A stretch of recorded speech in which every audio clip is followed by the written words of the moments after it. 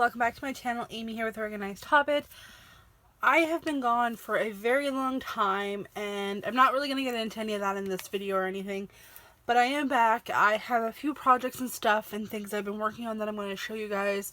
One of them being today, I figured a good kind of start-in video is I wanted to try to finish an entire sketchbook in 1 month, drawing every single day, and I bought a handmade sketchbook which I'm going to review and show you guys a flip through of in a moment. So I figured that would be a good start to the video. I'm going to preface this by saying the art that you see in here is inspired by another artist. I did get their permission to kind of utilize their style, which I did do in one particular painting, which was the first one, and then I kind of took it into my own way. So I have, like I said, received their permission, and I am giving them full credit to the first one. Like I said, the other ones are mine. The idea of like what you'll see in here isn't something original to this artist. It is something I've seen before. Other artists have done it, but I want to give proper credit to where I have found the inspiration of, and that is Artie Chu. And she's actually the creator of the sketchbook you're going to see in a moment.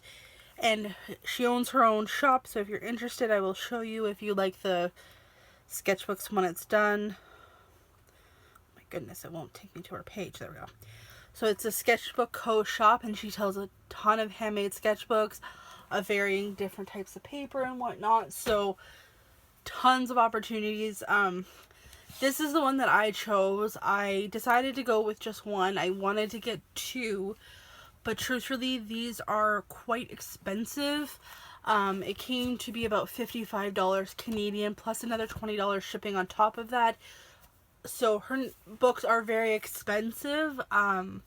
For a watercolor sketchbook, especially considering the paper that's in it, that's a little high priced in my opinion.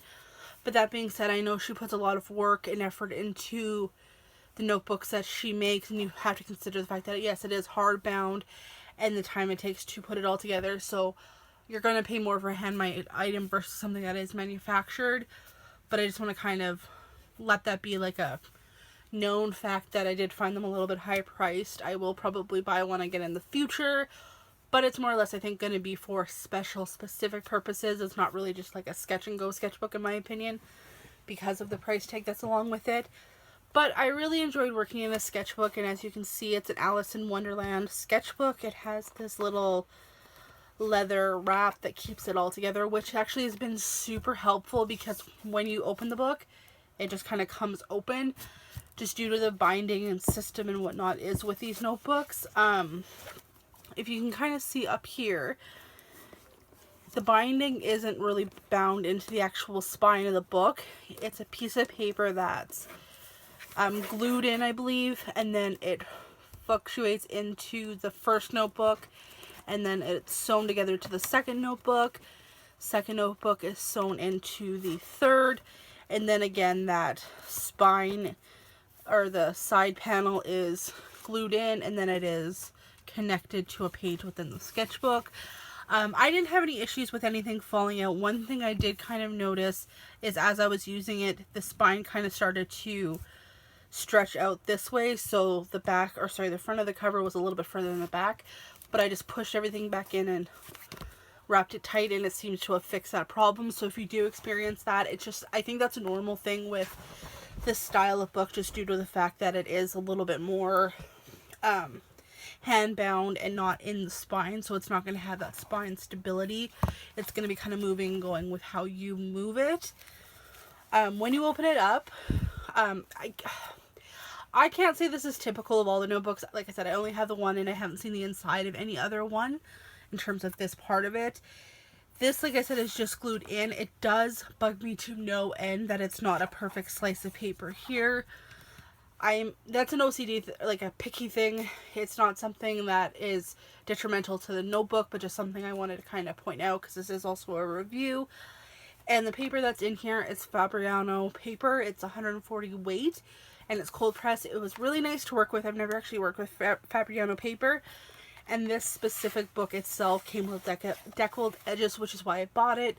I wanted something that had a deckled edge. I wanted something that was not rustic, but a little bit more looked homemade. I did buy a couple from another seller, which I'm going to try next. that aren't deckled, and I much prefer the deckle edge, especially with this kind of notebook.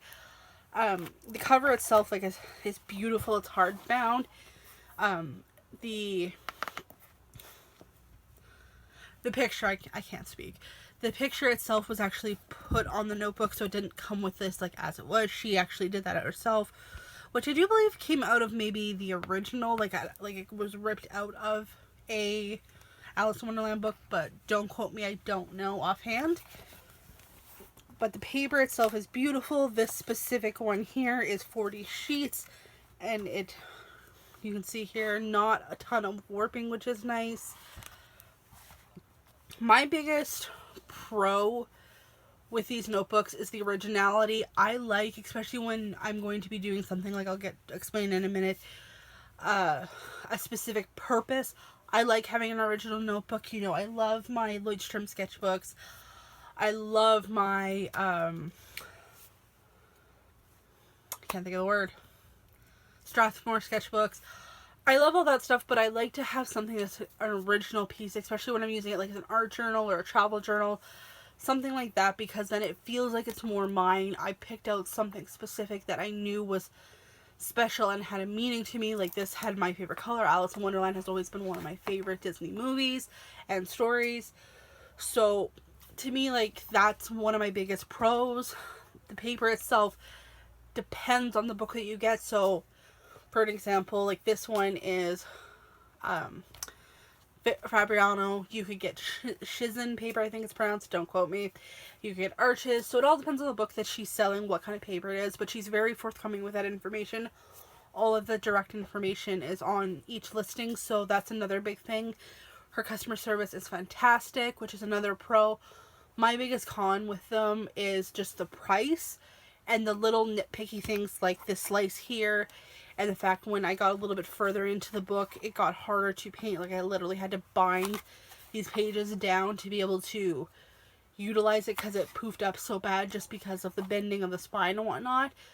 But those are all things you can work with, and all things you kind of have to expect and deal with a handmade item. There is going to be some quirks with it, but that's just part of the charm and part of the experience.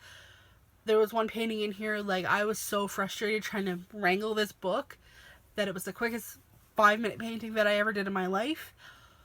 But by the time that was done, I'd gotten it out, and I did one of the best paintings that I feel like I did in this book. So again, it's part of the experience, and I think that something is important in my opinion. But anyway, really like the book. If that's not clear, like I said, it's going to be an investment, so it's not going to be a sketchbook I buy every month. It will be something that I have to plan for and decide that I want to purchase, because it is a $70 investment roughly with shipping, so kind of pricey. With this book, like I said, I did take inspiration from her paintings, but what I wanted to get out of this book was to kind of get my own feelings out, get some things out that I've been kind of keeping internally, do some paintings to kind of visualize how I've been feeling. And that was kind of something that I immediately found when I was doing this painting. She had done it in red, and I had decided to do it in blue. And I kind of found blue, or specifically indigo, to be like my shadow color, to being that kind of internal darkness that I felt, and then chose to pick red as the character for my main girl, which you will see in the book. Just because red to me kind of symbolizes, you know, frustration and anger. And that's been a kind of a feeling that I've been experiencing a lot, especially within the last few months. Just with a lot of changes going on, a lot of family and work frustrations, and just trying to deal with all of that mentally, physically, emotionally, while trying not to let it affect those areas in my life. So this has actually been a really helpful tool for me. I've been able to kind of, whether it be very literal or subjective, get those paintings out. But I'm not really going to go into like explaining what each individual one means. If something pops up when I'm doing it, I will explain. But I'll just kind of flip through for you guys and keep chatting. A lot of the paintings that I did in here, and feel free to mute me because this isn't going to be anything to do with your review or anything like that. Like, this is a very laid back kind of review type video. But one of the things that I was noticing when I was working on the paintings was that some of the sizing and stuff with the papers is a little bit different. So you get a little bit of a different texture depending on what side of the paper you're working on, which was interesting. And it really allowed me to use a whole bunch of different mediums, different types of things that I really haven't used in a long time. Like this one here was primarily done all in clean color markers, except for the very background. Did a lot of different techniques and stuff that I've never tried. You know, just figuring out what I wanted to do out of this sketchbook and just playing around while being very deliberate in what I was looking to do. I definitely sketched these ideas out first, but I didn't worry so much about, you know, the staircase being perfect lines or anything like that. There's some white space here in between the cliff and the rest of the painting. You know, not really worrying about that kind of stuff. And this is actually a good example of where it's bound. You can see here there's that space, and they're broken up into those sections, and then they're all bound together with, I think it's twine. I'm not 100% sure. I'm pretty sure it's twine though.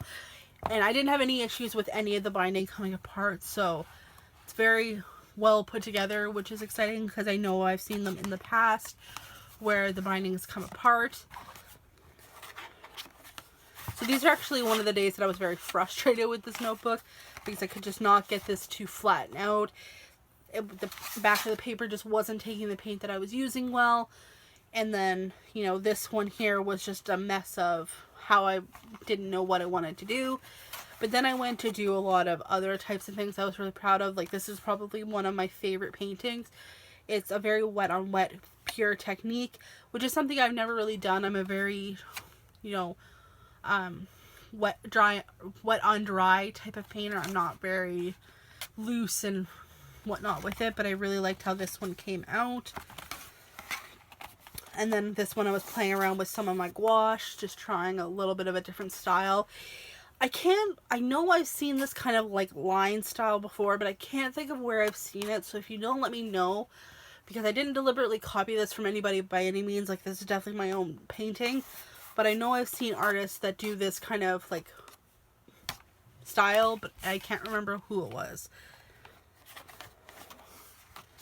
And then this one, and this was another one here. Went from a simple one and then a little bit more involved, and I really like how this one turned out.